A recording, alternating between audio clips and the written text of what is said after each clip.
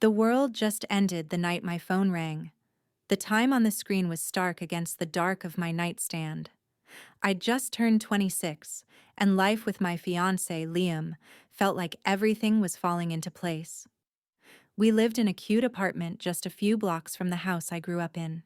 Then, my dad, Ronan's, voice, all shaky on the phone, just said two awful words. She's gone. The funeral was all a blur of hushed voices and people hugging me, bringing over tons of casseroles. I remember holding onto Ronan's hand at the cemetery.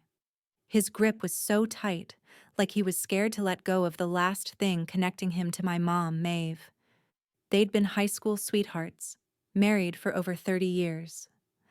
I couldn't even imagine the pain he was going through. In the weeks that followed, I found myself going over to his place all the time.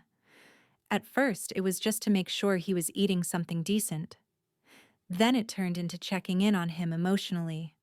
Before I knew it, I was doing his laundry again, tidying up the place like I did when I was a teenager. The house looked the same, but without Mom, it felt so empty, just a shell of the home it used to be. One sunny afternoon, maybe 3 weeks after the funeral, I stopped by with a bag of groceries. I was putting stuff away in the fridge when Ronan came into the kitchen, looking really serious. Ilara, he started, using my full name, which he only did when it was important. I need to ask you something. I turned to face him. What's up, Dad? I want you to move back in. Just for a little while. I paused, totally surprised. What? Why? You know, Liam and I... He cut me off gently, his eyes looking so sad and lonely. I know, honey, I know. It's just, this house is too quiet now. I haven't been sleeping well. I eat dinner by myself. I wake up by myself. And I'm just not used to it. I could see the real pain in his eyes, a kind of sadness I hadn't even seen at the funeral. I swallowed hard. Okay, I said finally. But just for a little while. I talked it over with Liam, and he got it, even though he seemed a little worried. It's a tough time, he said, but if you think it'll help him get through it, go for it. Just don't lose yourself in the middle of it, Alara. So, I packed a small suitcase and went back to the house where I grew up. My old room was just how I'd left it. Faded band posters still stuck to the walls, the bed small and the mattress worn out. But there was something comforting about being back there. The first few days were surprisingly peaceful.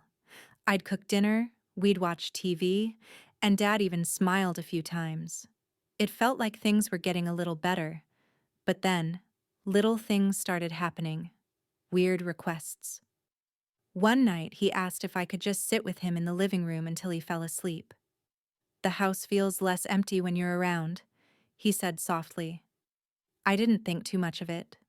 But the next night, he asked me to wear Mom's old bathrobe because, as he put it, you look just like her in it. That felt strange, and I brushed it off, figuring grief was making him act weird. After all, losing someone that important could mess with your head in ways you can't even imagine. Then there was the night I found him in the kitchen holding one of Mom's nightgowns. His back was to me, and his shoulders were shaking. You remind me of her so much, he whispered when he turned around, his eyes all watery. I didn't know if I should hug him or run. I stayed and comforted him, but inside I started questioning everything. Was this normal grieving, or was he losing it? A few nights later, everything became clear and scary. We were having dinner, just spaghetti and meatballs, a simple meal. He buttered his bread really slowly, then looked up at me. I've been thinking, he said, about moving on. I smiled, feeling relieved. That's good, Dad. Mom wouldn't want you to be alone forever. He nodded. I agree, but I don't want someone new. I want someone who understands me, who understands this house, who knows me. I tilted my head, confused. Okay. He reached across the table and gently took my hand. I want you to stay. Not just as my daughter, but as my partner. I froze. At first, I thought I'd misheard him, that his words meant something else. But then I saw the look in his eyes, the way he was holding my hand just a little too long, the pause in his breathing. I yanked my hand away. No, Dad, that's not okay. He immediately backtracked, apologizing like crazy, saying it was just a thought, that grief had messed with his brain, that he didn't mean it. I nodded, but I didn't believe him. That night, I called Liam and told him everything. Ilara, you need to get out of there, he said. Tonight. But I didn't leave right away. Something inside me needed closure. I needed to understand what was really going on.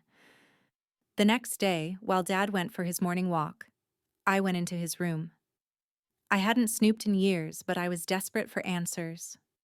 I opened his desk drawer and found a stack of journals, all neatly arranged and dated. Most of the entries were filled with pain, long passages about missing Mom, about how the house felt like a prison, about how the nights dragged on. But as I read further, the tone changed. He started writing about me, about how much I reminded him of her, about how maybe it was fate that brought me back to the house. One entry said, Ilara is my light in this darkness. Maybe she was meant to come back for more than just help. Maybe this is the universe telling me something. My stomach twisted into knots. That night, I sat him down and told him I was leaving. You need help, Dad, I said. Real help. This is more than just grief. This is something deeper, and it's not healthy. He didn't fight me for a second. He just looked like a broken man. Then he nodded quietly. You're right, he said. I've been lost. I went back home to Liam, and it felt like stepping into a different world. I slept for 12 hours straight the first night back, and when I woke up, I cried. Not because I was scared, but because I was so sad. I felt like I'd lost both my parents in a way. One to death, the other to something I still couldn't quite name. Weeks went by. Dad started therapy. He joined a grief support group. I stayed in touch, but I kept my distance. Slowly, he started to change. He planted new flowers in Mom's garden, started cooking for himself, even made a few new friends from his group.